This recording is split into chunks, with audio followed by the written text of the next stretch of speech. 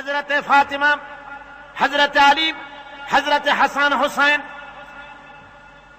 রিদওয়ানুল্লাহি তাআলা আলাইহিম আজমাইন আহলে বাইতদেরকে ডেকে আল্লাহ হাবিব বললেন, ওগো আমার কলিজার টুকরা মেয়ে মা ফাতেমা, ও আলী, ও হাসান হোসেন, এই মাত্র কোরআনে কারীমের আয়াত নাজিল হলো।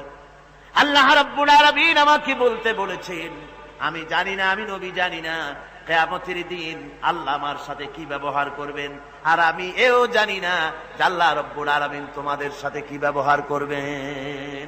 সুতরাং ও ফাতেমা, মুহাম্মদ সাল্লাল্লাহু আলাইহি ওয়াসাল্লামের মেয়ে হিসেবে নাজাতের কোনো ফয়সালা তোমার হবে না।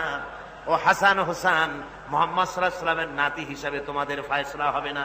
কিয়ামতের দিন তোমাদের ফয়সালা হবে যার যার আমলের উপরে। আমলকে ভালো করে গঠন করো, এই আমল তোমাকে কিয়ামতের দিন তোমাকে বাঁচাবে। আমল তৈরি করো ভালো করে।